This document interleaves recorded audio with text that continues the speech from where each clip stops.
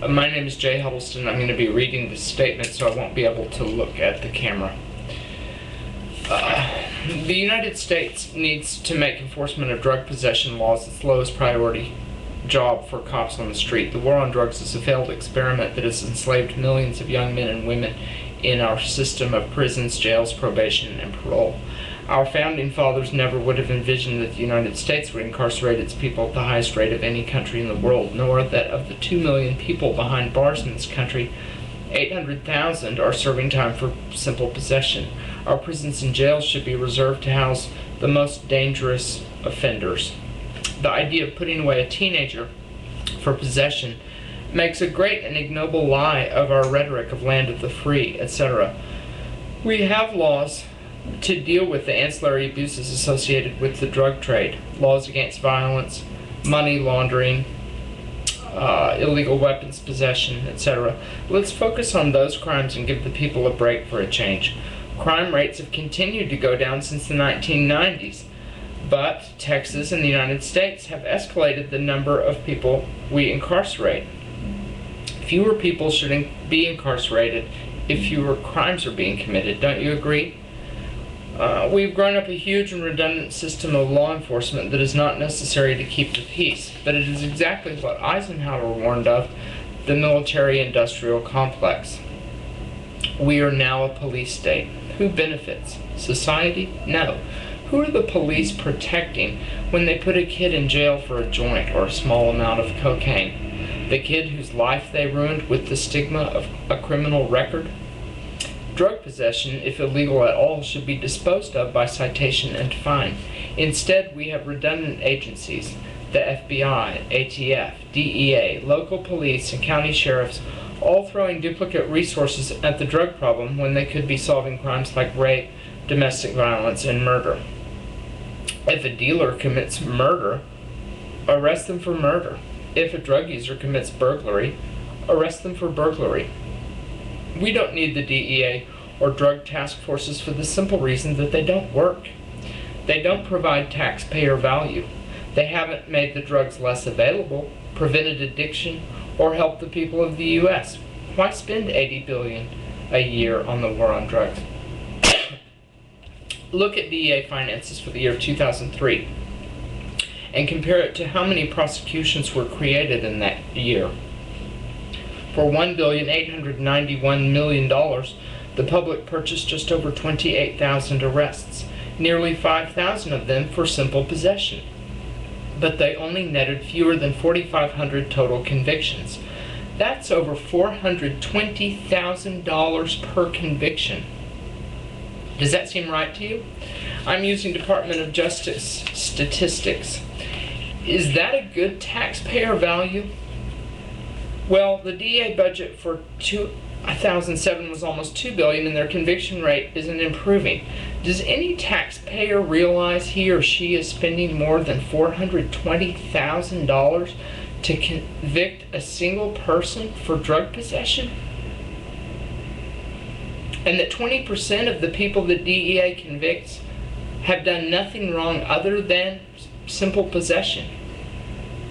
That means no weapons charges, no burglaries, no murders, no violent crimes, no conspiracy, no other thing than they had drugs in their possession. 420,000 to prosecute these dangerous, dangerous criminals. I despise violent crime in all its forms, truly. Truly.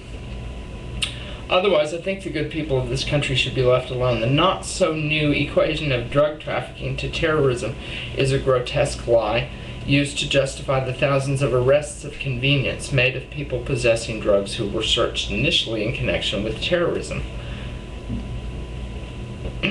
Well, we didn't find any explosive devices, but the lady had a joint, so we know she's dirty. Can't you just hear it now? When CIA funded its own terrorism in Central America by selling cocaine in the United States and trading weapons to Iran, almost none of those dealers were ever brought to justice, giving the lie further to the whole war on drugs effort. When Nixon began the war on drugs in 1972, it was an aim to disenfranchise his liberal opposition in the media and entertainment industries. Hippies, Jane Fonda, Bob Dylan, many of whom he assumed used dope. It was just one of his many dirty tricks aimed at silencing opposition. 35 years later, and literally hundreds of billions of dollars down the drain, over $800 billion, by the way. Money that could have been used to help feed the poor, for education, to provide medical assistance and prescription drug coverage for the elderly. After spending all this money, drugs are stronger, more prevalent, and cheaper than ever. And we have more cops than ever chasing their tails looking for teenagers with crack pipes instead of doing their real jobs, which is to protect the people and serve the people, to catch murderers and rapists and wife beaters. The crimes so often associated with drugs can be fought in themselves with our old laws. There is so much effort trying to link every murder in the ghetto or gang violence to the drug trade. Murder is murder, and I condemn it. Put it this way, when a cop beats his wife, the crime isn't linked to the evils of law enforcement or blamed on the police, but crime rates among the poor are invariably blamed on the drug trade, yet our prisons and jails are only 7% filled with violent criminals and 40% with drug possession cases. Our violent crime rate isn't due to the availability of dope on our streets, but to our country's love of handguns and our misguided belief in our right to possess them. I have been to Amsterdam, where drugs are legal or at least decriminalized, and guess what?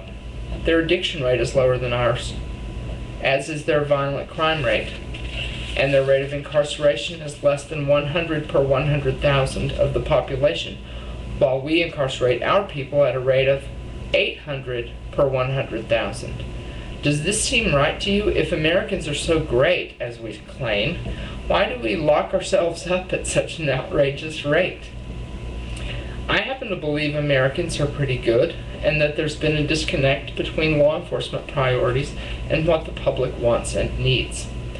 I want meaningful change in the way law enforcement respects the public and leaves us alone.